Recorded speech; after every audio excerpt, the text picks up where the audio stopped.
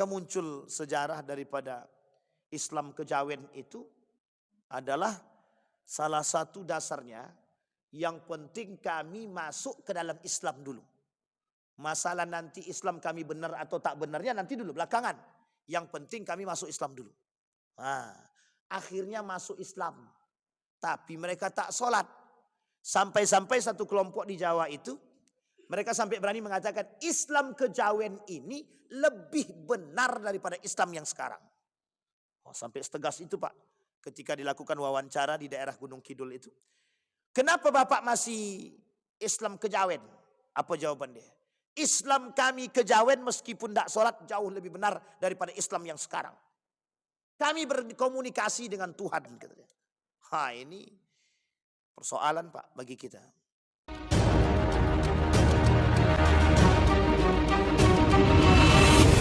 Assalamualaikum warahmatullahi wabarakatuh. Alhamdulillahi rabbil alamin. Alhamdulillahilladzi an'ama bi ni'matil iman wal islam bihima tatimmus salihat. Ashhadu an la ilaha illallah wahdahu la syarikalah wa ashhadu anna Muhammadan abduhu wa rasuluh la nabiyya ba'd. Allahumma salli wa sallim wa barik ala hadzal nabiyil karim. Allahumma salli ala Muhammad wa ala ali Muhammad fil alamin innaka Hamidum Majid. Ya ayuhan nasu taqu rabbakumul ladzi khalaqakum min nafsin wahidah wa khalaqa minha zawjaha wa batha minhuma rijalan katsiran wa nisaa wattaqullaha alladzi tasaaluna bihi wal arham innallaha kana 'alaikum raqiba. Wa qala Allah ta'ala ya ayyuhalladzina amanu taqullaha wa qulu qawlan sadida yuslih lakum a'malakum wa yaghfir lakum dhunubakum wa may yuti'illaha wa rasulahu faqad faza fawzan 'azima.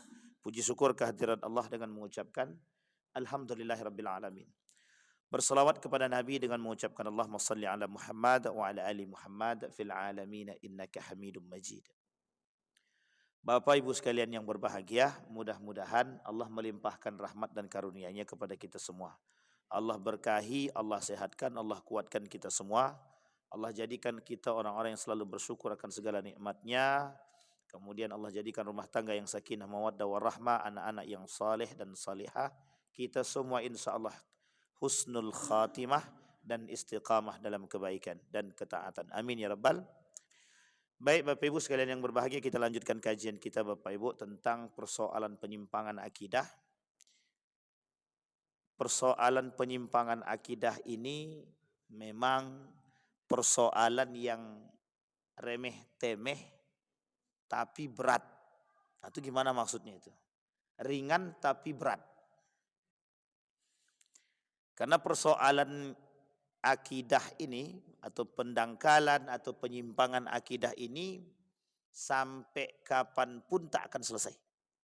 Dan akan terus terjadi perkembangan dalam pendangkalan dan penyimpangan akidah. Saya ambil contoh pada masa dahulu dalam sejarah.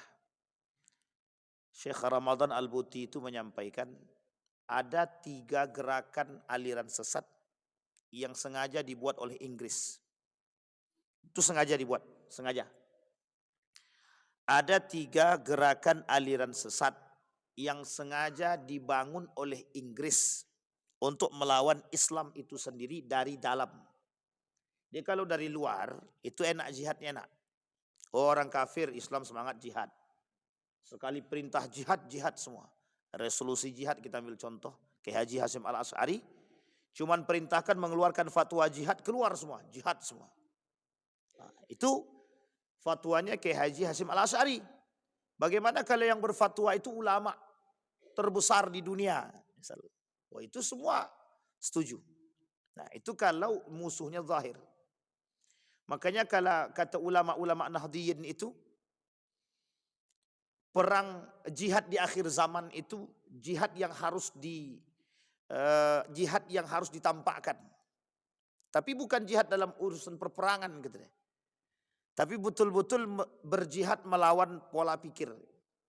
Karena sistem pendangkalan akidah itu terjadi secara terstruktur, masif terstruktur. Dan ini banyak kasusnya Bapak Ibu, pendangkalan akidah begini, penyimpangan. Kemarin kita sudah bahas poin pertama daripada penyimpangan akidah itu. Ada 5 hal, bahkan ada ulama yang lain menambahkan lebih daripada 5 sebab terjadinya penyimpangan akidah dan pendangkalan itu. Satu di antaranya, nomor 1 itu kebodohan. Kebodohan terhadap pemahaman akidah yang sahih. Kita ambil contoh misalkan, meskipun sudah klarifikasi, tapi sempat viral.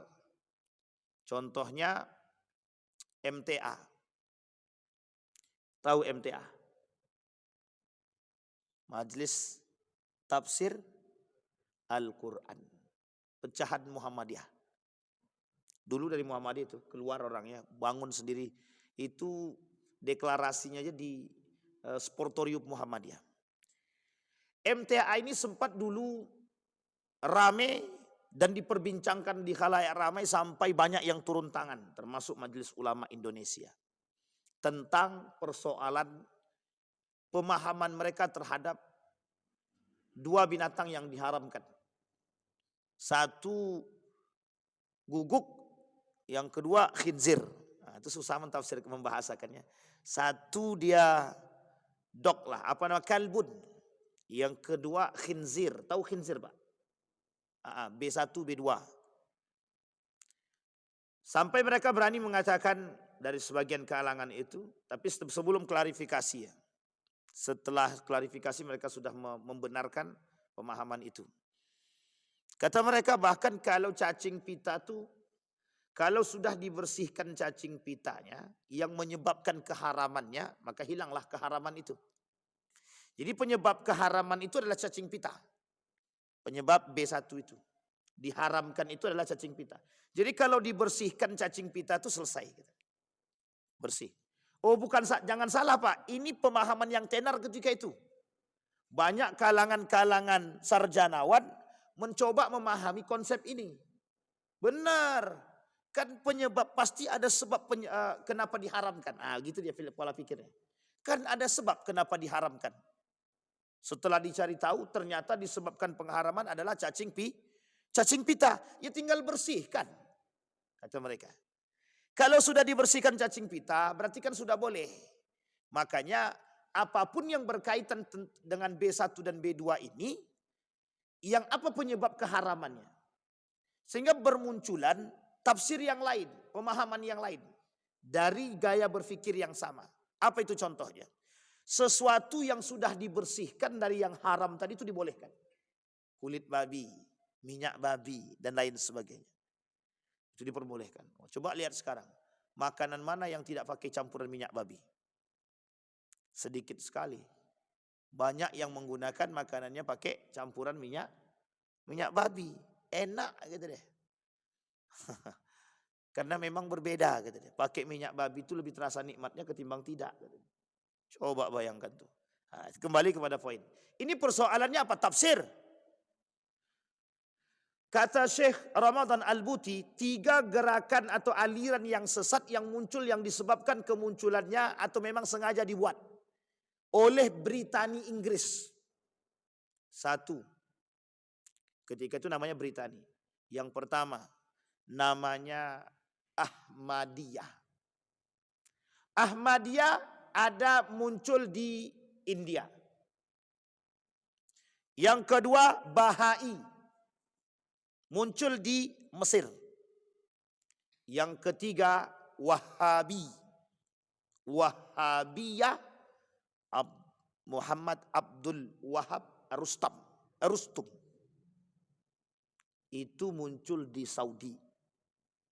Itu kata Syekh Ramadan Al-Buti sengaja dibuat 3 golongan itu. Dan tujuannya untuk menyesatkan. Kita lihat nanti Bapak Ibu. Betul nggak itu? Dampak daripada kebodohan pemahaman akidah yang sahih di tengah umat muslim hari ini. Kita ambil contoh. Mirza Ghulam Ahmad. Pimpinan daripada Ahmadiyah. Di mana?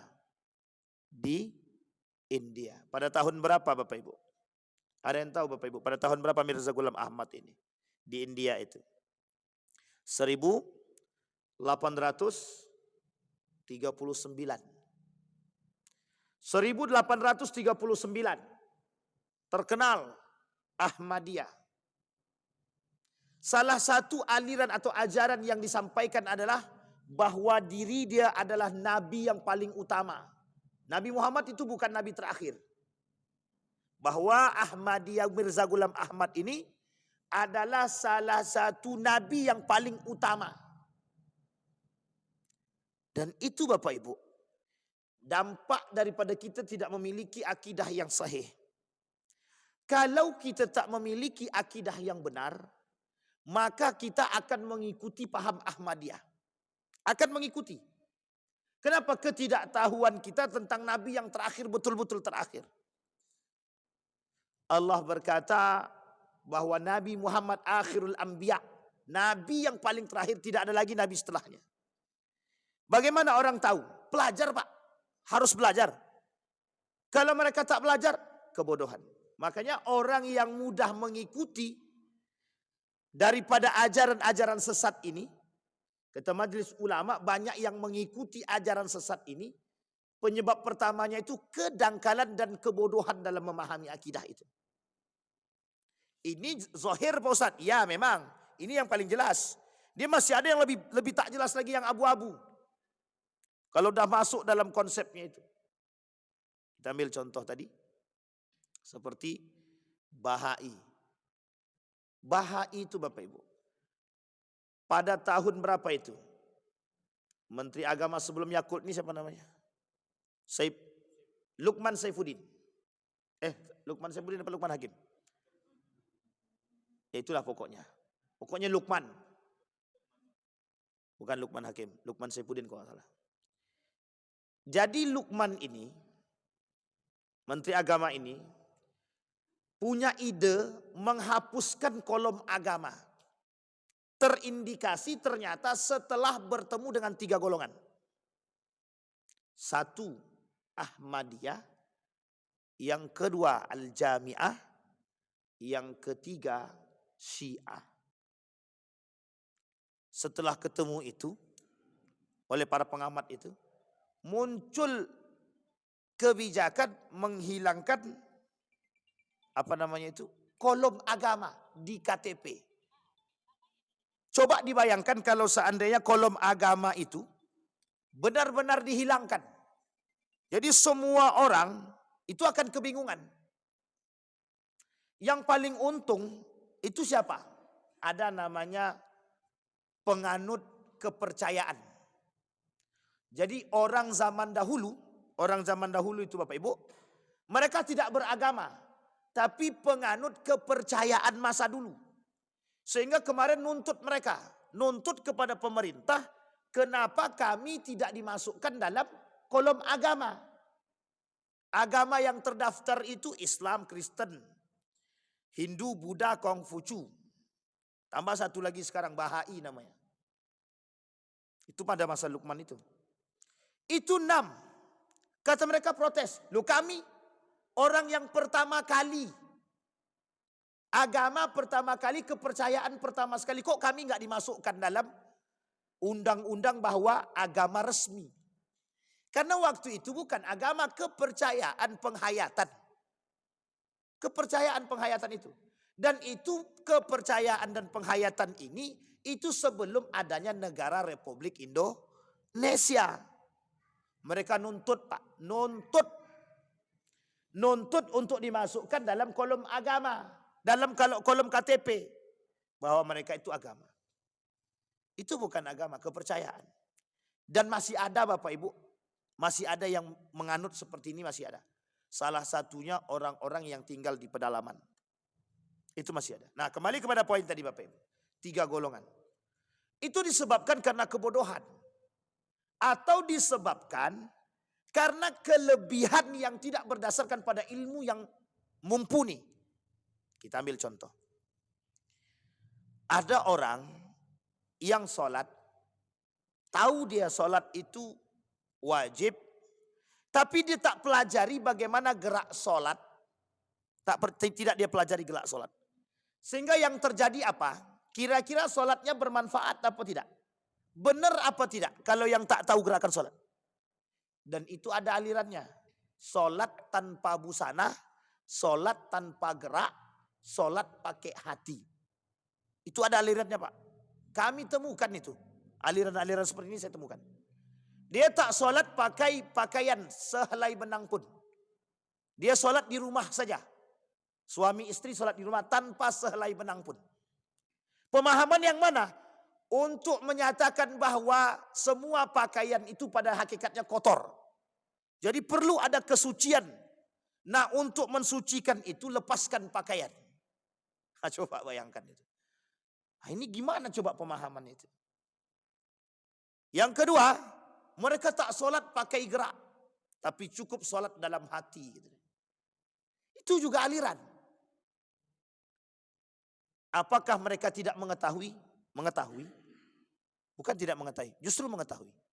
Tapi karena dangkalnya pemahaman tadi dan tidak luasnya ilmu pemahaman dia, terjerumus dah dalam taklid buta, mengikuti gerakan-gerakan aliran yang memang tidak berdasarkan kepada pemahaman yang sahih.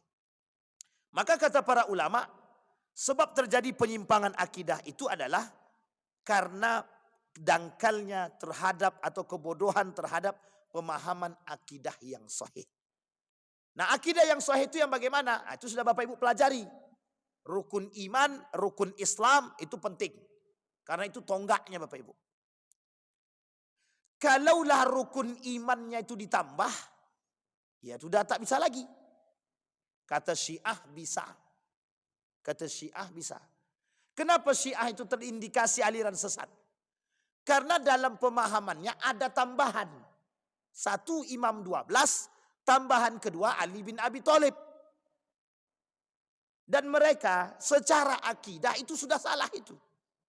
Bertolak belakang daripada rukun iman dan rukun Islam. Dia kita tolak ukur kita itu Bapak Ibu.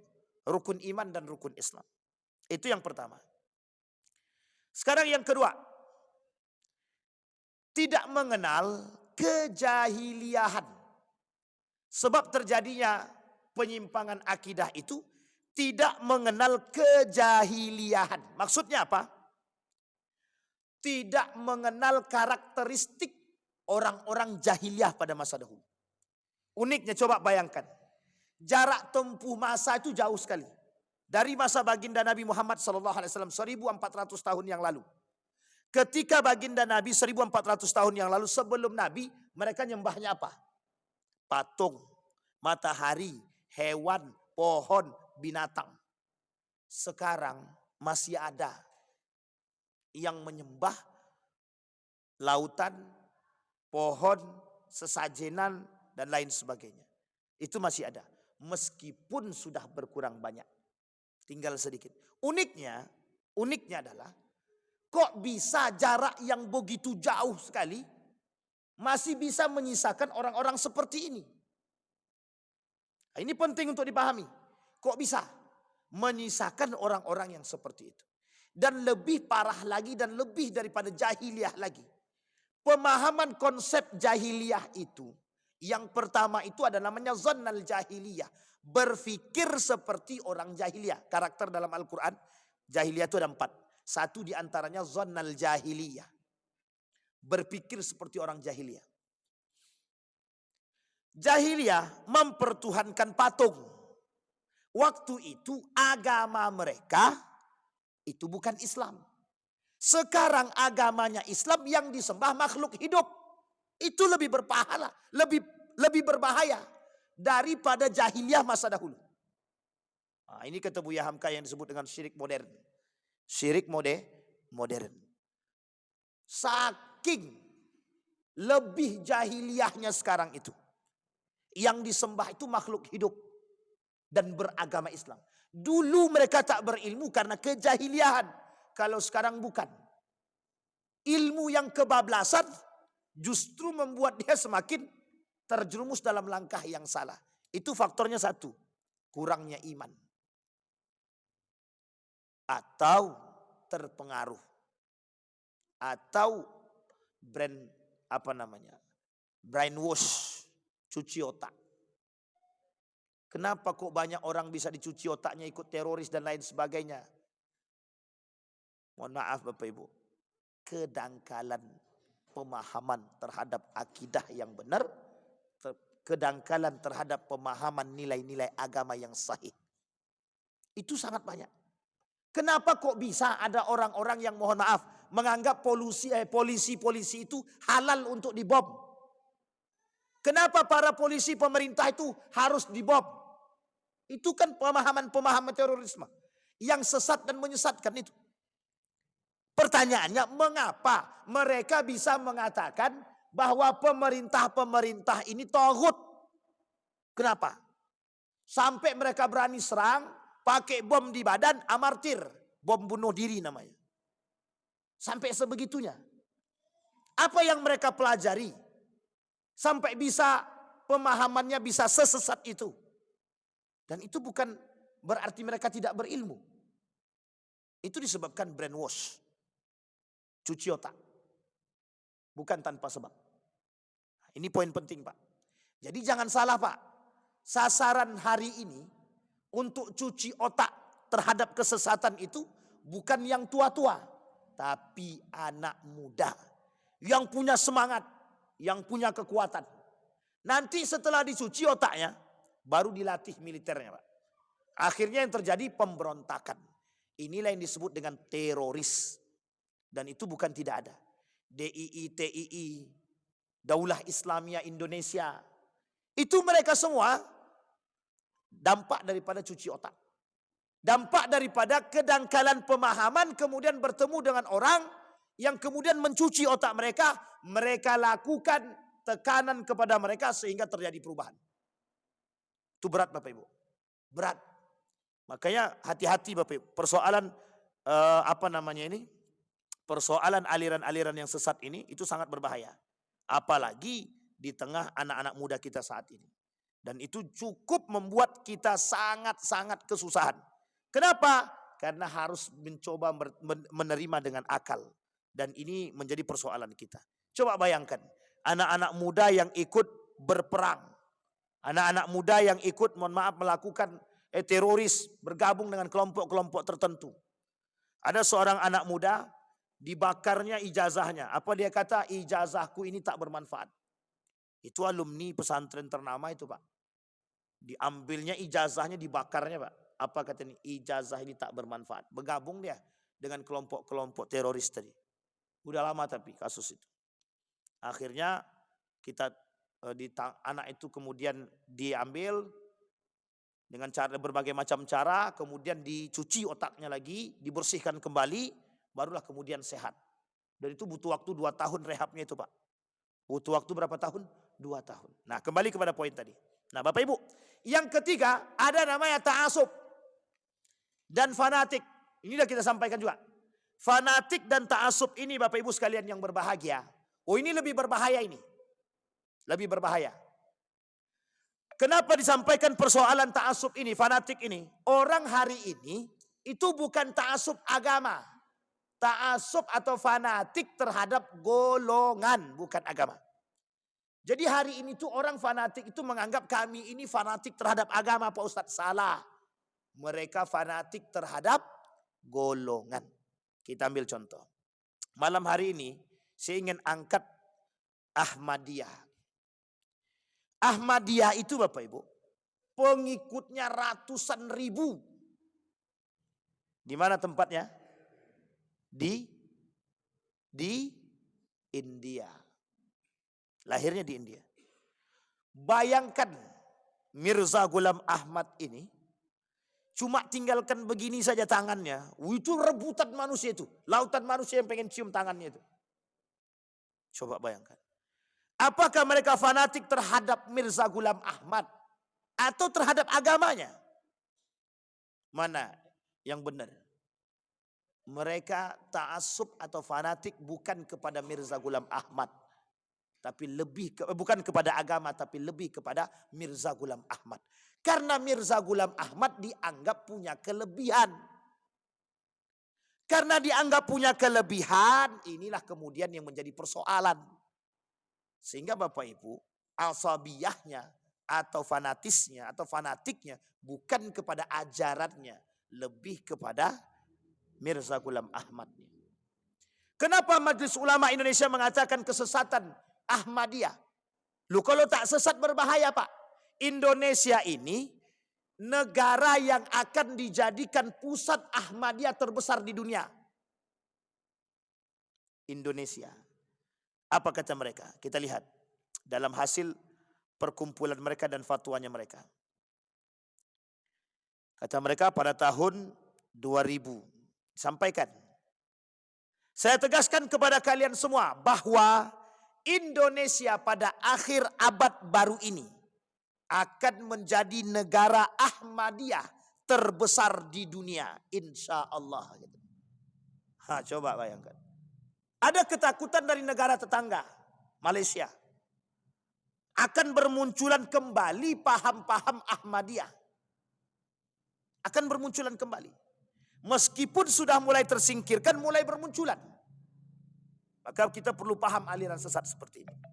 Sampai-sampai pusat pertama Ahmadiyah yang di India ini membangun pusat selanjutnya di Inggris, bekerja sama ketika itu, dan kemudian mencari negara yang lain sebagai acuan terbesar di dunia.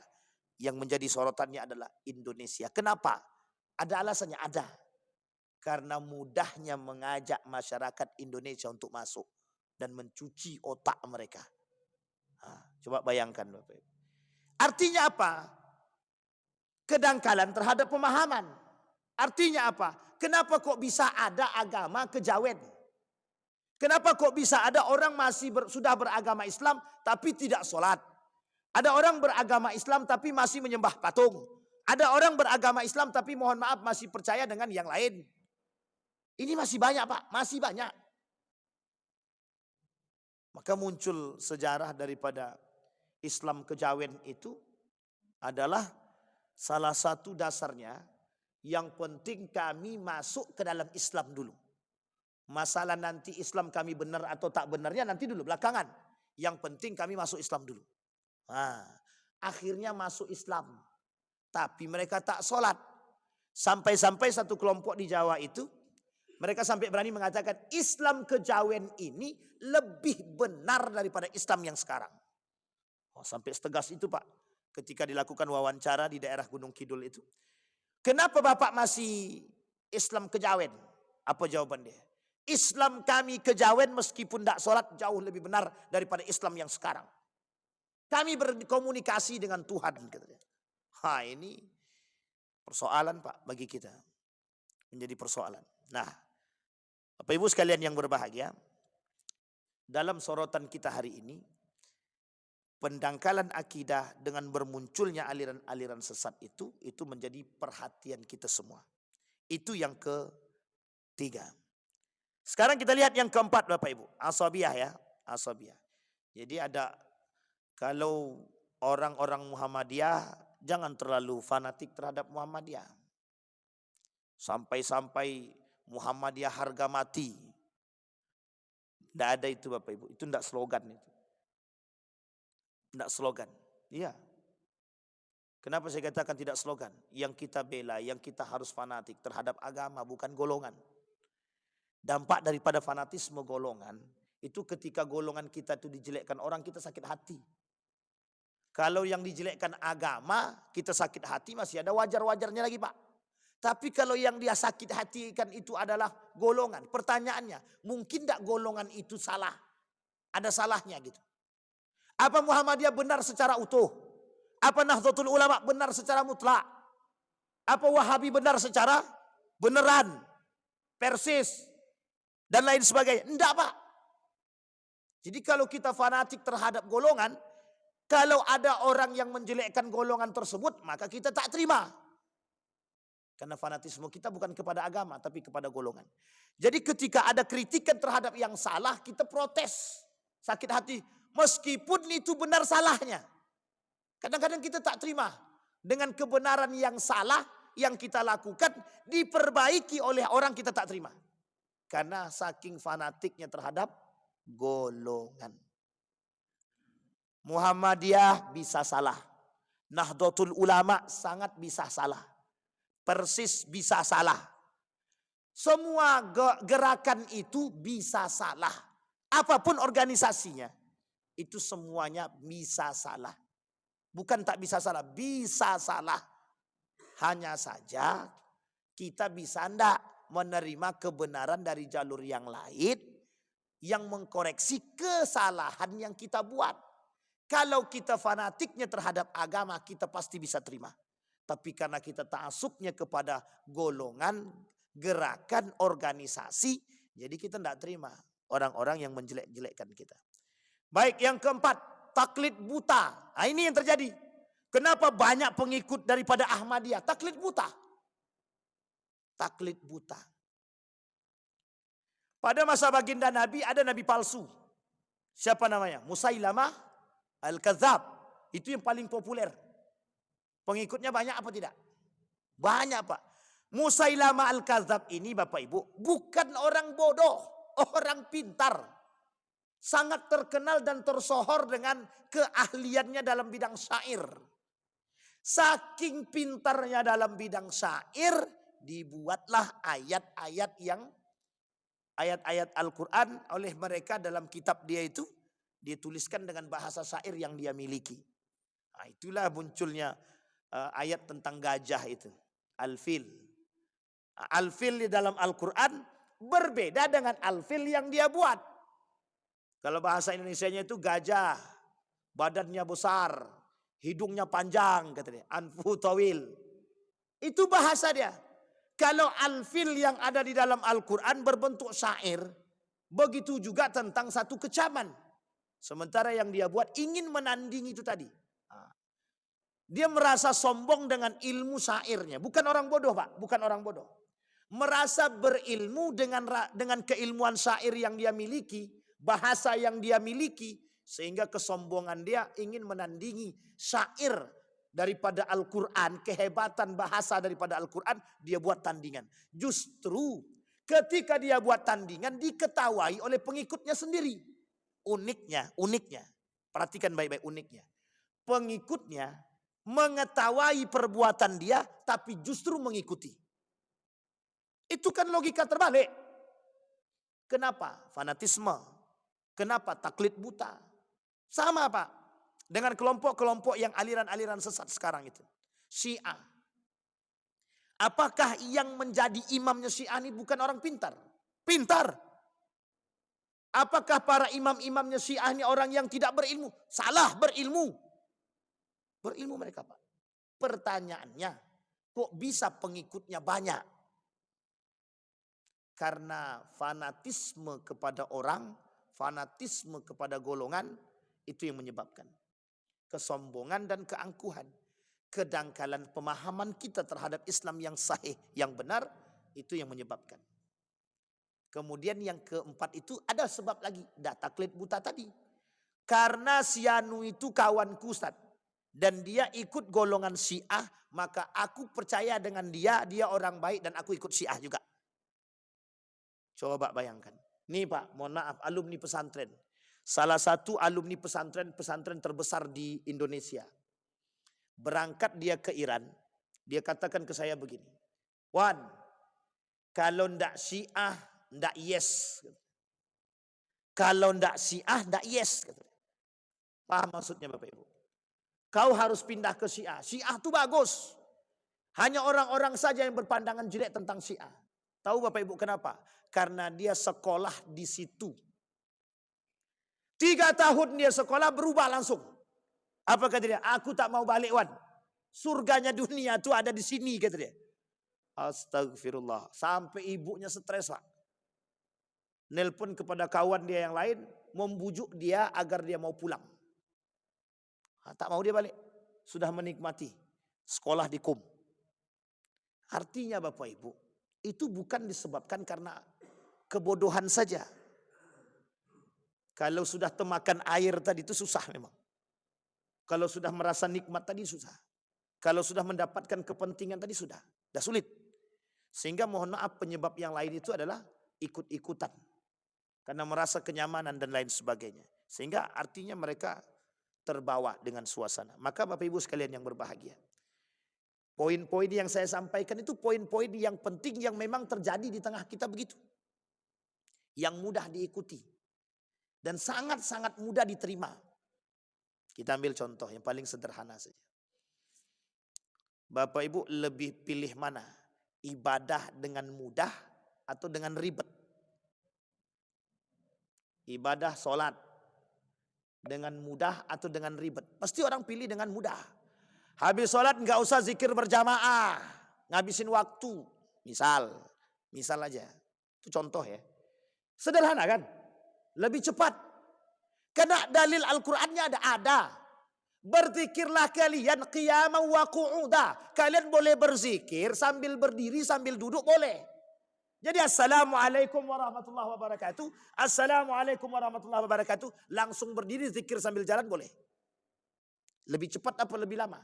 Kalau nunggu zikir berjamaah, belum lagi zikirnya ada 3. Subhanallah, alhamdulillah, Allahu Akbar. Nanti imamnya tambah pula lagi la ilaha illallah. Tambah lagi imam doanya panjang, habislah 15 menit. Coba bayangkan. Orang-orang berpikir sehingga daya tarik. Uniknya Pak, kalau kita tahu ilmunya tidak jadi persoalan. Kalau kita tahu ilmunya tidak jadi persoalan. Yang kita tak tahu, yang kita persoalkan adalah kita tidak tahu ilmunya tapi kita ikut-ikutan. Itu persoalannya. Sehingga dengan ikut-ikutan, kalaupun kita ikut-ikutan ada landasan yang kuat yang kita ikuti tak ada masalah. Yang salahnya lagi, sudah kita tidak tahu landasan yang kuat, ikut-ikutan menyalahkan orang pula lagi. Ini masalah Pak. Saya katakan ini masalah besar. Masalah besar. Dalam semua golongan tidak boleh menganggap diri dia paling benar itu tidak boleh. Muhammadiyah menganggap diri dia paling benar. Tak boleh Pak. Tapi kalau dia berkata kepada kelompok dia, bahwa apa yang dia buat ini benar, ya tidak ada masalah. Tapi kalau mengatakan yang lain itu sesat, seperti yang terjadi di Kampar itu. Muhammadiyah firqah dhalah katanya. Muhammadiyah organisasi sesat, NU sesat, Persis sesat kata dia. Wah kalau itu udah parah itu Pak. Sudah menyesatkan orang, sudah mengkafirkan orang, sudah menjelekkan orang dan mencela orang lain. Itu yang berbahaya. Nah ini yang indikasinya di situ Pak. Indikasinya itu di situ. Maka tidak bisa Pak. Nah poin terakhir yang kelima kata para ulama yang menjadi atau penyimpangan sebab terjadi penyimpangan akidah tadi yang kelima ghulu. Tahu ghulu Bapak Ibu? Berlebihan. Tidak boleh Pak. Kata Allah dalam Al-Quran la taghlu fi dinikum. Jangan kalian berlebihan dalam agama kalian. Ingat kalimat ini baik-baik. Ada persoalan, ada Pak. Orang hari ini tuh tanpa ilmu berlebihan dalam beragama. Kita ambil contoh, suami istri bisa berkelahi, bisa mau bercerai hanya karena soal sujud. Kaki duluan atau tangan duluan. Itu bisa berkelahi Pak, mau bercerai. Apa kata dia kepada saya? Bahkan mohon maaf ini kasus kawan saya sendiri. Wan katanya, Anda mau tanya sama ente, boleh Nabi bilang gitu. Apa? Ana mau beristrikan orang dengan kelompok si A. Sementara Ane ini orangnya beginilah gitu. Itu apa kata dia Wan? Apa? Ane ini orang tidak sunnah kata dia. Karena masih merokok. Oke. Kalau persoalan itu prinsip sebelum menikah silahkan. Misal perempuannya nggak suka dengan laki-laki merokok, wajar tak wajar? Wajar. Yang menjadi masalah bukan itu. Apa dia kata? Kau ini sudah tak sunnah, melakukan perbuatan tercela kata dia. Islammu nggak benar kata dia. Wah itu lebih berbahaya itu Pak. Sampai-sampai bisa mengindikasikan orang atau mengidentifikasi orang dengan Islam yang nggak benar. Itu alumni pesantren Pak yang tidak dibenarkan itu. Kawan satu sekolah dibilangnya Islamnya nggak benar. Rukun imannya masih sama, rukun Islamnya sama, nggak ada yang berbeda. Tapi dianggap tidak sejalan dengan mereka. Dan itu frontal Pak. Itu muskilah. Pertanyaannya saya kembalikan kepada kawan saya.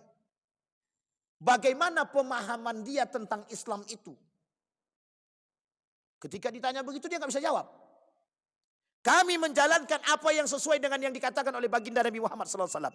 Kalau cuma sampai di situ Bapak Ibu, selesai kita Pak. Selesai. Tahukah selesai? Tidak bisa kita memperdebatkan hal demikian Pak. Persoalan ini berat dan panjang.